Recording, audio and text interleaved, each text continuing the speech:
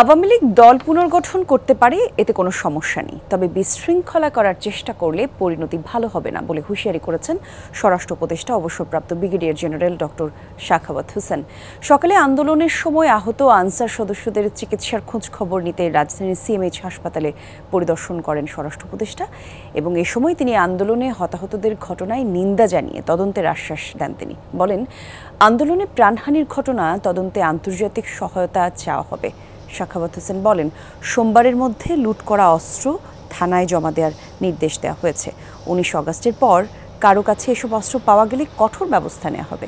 স্বরাষ্ট্র উপদেষ্টা আরও বলেন, দেশের জন্য আওয়ামী লীগের অনেক অবদান আছে, তাই তারা দল গোছাতে পারে, কিন্তু প্রতিবিপ্লবের স্বপ্ন দেখলে হাজার হাজার মানুষের রক্ত ঝরবে।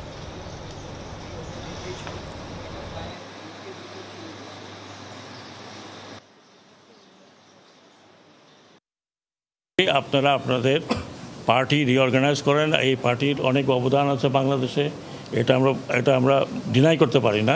কেউ মনে করে যে এইটা করে আবার একটা কাউন্টার রেভলিউশন করে আসবেন, কাউন্টার রেভলিউশন করতে হলে আপনাকে হাজার হাজার লোকের রক্ত বহাইতে হবে।